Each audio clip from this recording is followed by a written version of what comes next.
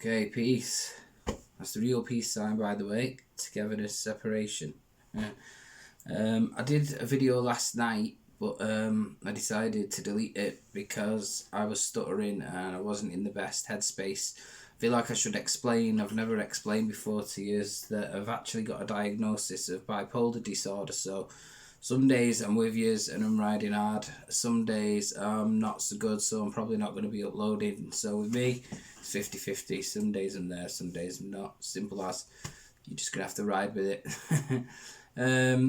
The reason I'm wearing sunglasses indoors is actually to do with it. I'm not an egotistical bellend. It's because I'm really self-conscious.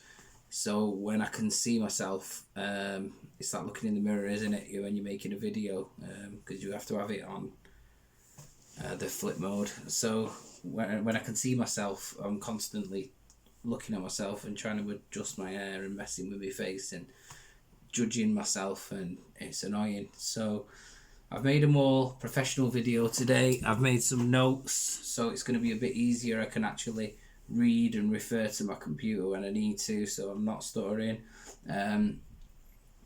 It's going to be a follow-up to the video I did. People said it was the most honest video I did, the video about coming clean, which was a very personal one for myself. And we're going to talk a little bit more about drugs and alcohol, and I'm going to bear a little bit more of my soul and be honest with you all, and hope you can appreciate it.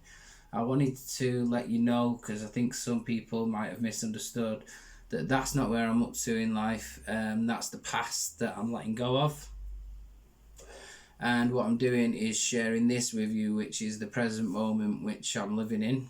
And I want to share with you the future that I'm about to manifest, because all my creativity has come flooded back, especially since I put down alcohol. My thought process has been a lot clearer. So, you know, we're about to make some magic manifest, and it's about to be wonderful. So let's go. Do it with me. It's about to be a ride. So what is one of the things that you notice about us addicts? We're always searching for love, okay? We're so in tune and hard-based to the point that we don't realise that we are love, okay? We are. That's what we're the fabric of. We are love. So we search for it externally, in other places. I hope you don't mind me having this cigarette, by the way. If you love me, then okay, I don't mind anything you do. I'm going to be having experiences on this channel. It's a natural channel. I'm broadcasting from my bedroom. I hope to expand it one day and move into a studio and stuff, where obviously it'll be much more professional and I won't be able to get away with stuff like that. But I want to bring to you my investigation for truth and knowledge and wisdom and spirituality and so on and so forth. And I'm going to do that at the moment in my natural environment. So I'm going to do, this is how I live, and I'm sharing part of that as my experience. So like I was saying, we search for love externally in other places, and not knowing where we're at really, or what's really going on. And what's taking place with a lot of people here really is that they can't see the truth, or a lot of them choose not to. You know, the saying, ignorance is bliss and all that.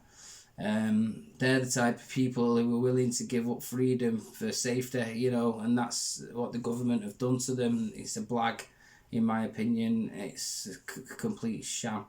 And they've been promised that, even though all of them have got the right to both freedom and safety, but, you know, they've been tricked, they've been deceived. And what's going on now is the true you is being revealed to you. And that's what's been happening to me anyway. It seems to be an awakening process, both politically on the world stage and personally.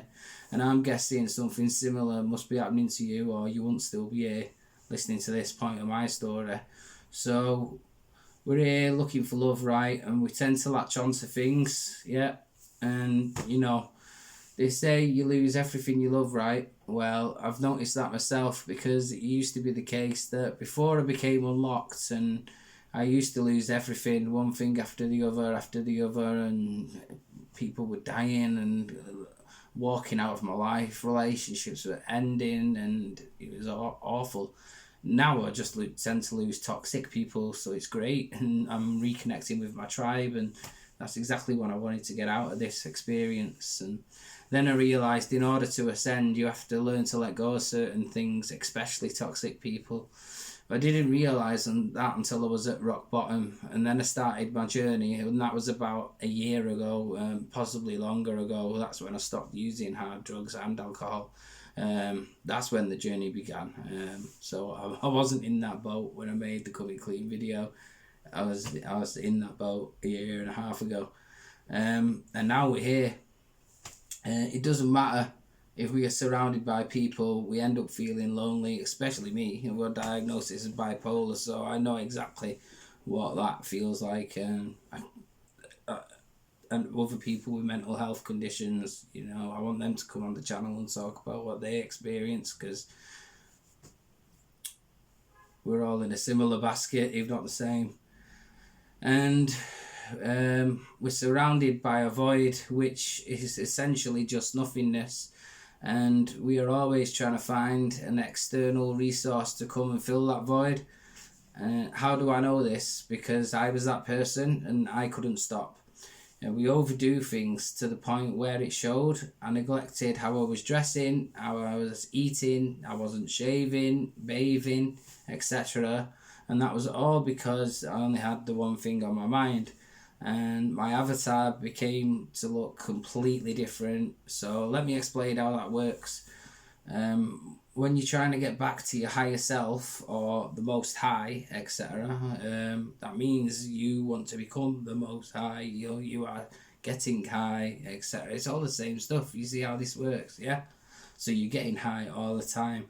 And how I know all this is my experience with psychedelics. I took them, I got high. I took information from up there in my heightened state and I brought it back with me to deliver, if that makes sense. The way some people may get out of addiction is the universe will eventually make them. That's what happened for me anyway. Because when it's really affecting your health, physical and mental, and also your finances and your spiritual growth and your general well-being, then the universe may well provide intervention. I realise not everyone is lucky enough to have that. Like, there's a lot of people who've lost work, they've lost jobs. Well, that is work. They've lost their houses. You know, they've had worse situations than mine. Their rock bottom has been even deeper than mine has, and they're out on the streets right now in the winter, autumn/winter, and it's not right, especially in my part of the world in Britain. The weather's awful, so, you know, it's not looking good. And I realise, like I say, that these people, they really do need the ultimate help right now, but I can only talk from my experiences. I felt like I was removed from that situation, which is my personal situation. It felt like there was an intervention of some sort. It sounds strange, it might sound crazy, but it did feel divine. I feel divine now, but like it felt like someone stepped in or something, I don't know. So with addictions, right, it's all about balance. If you can achieve to use in moderation, then lucky you, go like, I wish I could. But for those who are desperate to be in tune with their higher selves constantly, then, you know, they end up hooked and it's not so easy. So you may be able to achieve balance by going out for 2 pints or a glass of wine with a meal in your future. But for me, it was a sobriety that consists of smoking weed only, and then that worked for me, and I think that was perfect. So what I'm saying is, if you smoke loud, put it down for a few hours, or maybe use small Rizzlers and just don't blow your brains out. You know, if you're a drinker, you drink beer, then have 2 pints in the pub or half of what you'd usually drink. I hope this is helping, by the way. Maybe have a shandy or a lemonade top. Did you know that there is literally an Egyptian god that represents beer? Here's some facts for you. Someone told me as well, in ancient Egypt, beer was used as a currency. I didn't know that until someone told me, and I was like, what? This is also to do with why they call wine and spirits, because when you're knocking it back, you're actually channeling spirits. you know. And gin, we know gin is a word for the devil in certain organised religions and culture. So there you go, spirits, gin, etc. You're channeling your spirits. That's why when you're sober, you may not be able to be yourself around certain people. You're gonna drink to try and feel more comfortable and be yourself. But of course, you may end up like me and drink to the point where you end up plateauing. So you end up stabilising and reaching a point where you can't get any more drunk. So you just end up keeping knocking them back. But you're there, then you're on a level, and you're not going to get any more drunk, regardless of how many more you put back. You just keep on drinking, and you're lifting the veil, but telling people what the truth is. And you know, it is what it is. Some people appreciate it, others don't, and they choose to stay blue-pilled and willfully ignorant. But achieving that balance may be ultimately what you're looking for, because in order to keep moving forwards and reach your full potential, if there is such a thing, I've started to believe that potential may be limitless and there may be no ceiling to your potential, and you can just keep on working and smash all of your goals and when you want to keep on setting more. But you have to let certain things go. You really can't overdo it all of the time. It just won't work. I've tried that. I still would have been stuck in time, stuck in the illusion, stuck in a nightmare if I didn't let certain things go. I'd still be running on a hamster wheel, living like an animal, like I was, but something came over me. It was a different type of an awakening, like I said, a personal one. I had the political one, but this was personal. It was about getting myself and my own house in order before I could do anything about the world stage, and that's problems. And this channel is all part of my amends project. I'm trying to put everything the way it should be. Things here in the present moment are just fine, and I'm hopeful about what's on the horizon. There's so much doom that I'm hearing. I've tried to let go of fear. I don't subscribe to that shite, because that's what the energy vampires want, and they can go and suck instead, because I'm hoping that this is a new age and it is the dawn of Aquarius, and we're possibly witnessing the fall of Babylon. But I understand that with the United Nations and the world's governments behaving the way that they currently have been doing, especially this year in 2020, you know, that it's easy to see doubt in the hope and subscribe to the doom package and buy all of that fear. Fear mongering that the governments have been putting out. It's hard to do manifestation when you're not always there mentally, and you know that's what they don't tell you. But once you do certain things, you step in portals and you're going into different places. Manifestation, positive thoughts, raising your energy and getting back in alignment. It's all advantageous, and it'll help you move into the right portals. And that was pretty much everything I wanted to say on the subject, really. But if you've got anything further you want to ask me, then just drop it in the comments section, or one of my other social medias that you might be following me on. I'm on Facebook, I'm on Twitter. I'm setting up a parlour as we speak. I'm about to join Telegram as well. I'm on WhatsApp. I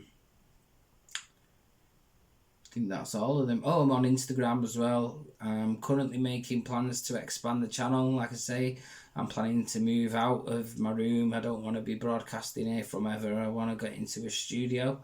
I'm also looking for guests for future shows. So I want them as interesting and as out there as you like. Red pills are welcome. Black pills, especially if you've got that. The more bizarre, the better. I love time travel. I love crazy. I want the most out there business you can find. UFO business. Bring it on. I'm also looking, like I say, well, if you are one of the guests, I must mention first, you best contact me so you can book yourself onto the show. We can get something in the calendar then, work it out. I've been speaking to my first guest already, and we're about to get ready to film. It's probably going to be over a Zoom call. And then I'm going to look at interviewing my dad about the current financial system, the possible quantum financial system coming in, and the end of the old fiat SWIFT system going out. So if you're interested about that, have a listen, have a talk about the financial collapse with Harry the Bank, who works on fabradiointernational.com. So he's going to be coming on the show within the next couple of days if I can make it happen. So thanks guys, don't forget to like the video, subscribe and share it with your friends. Cheers.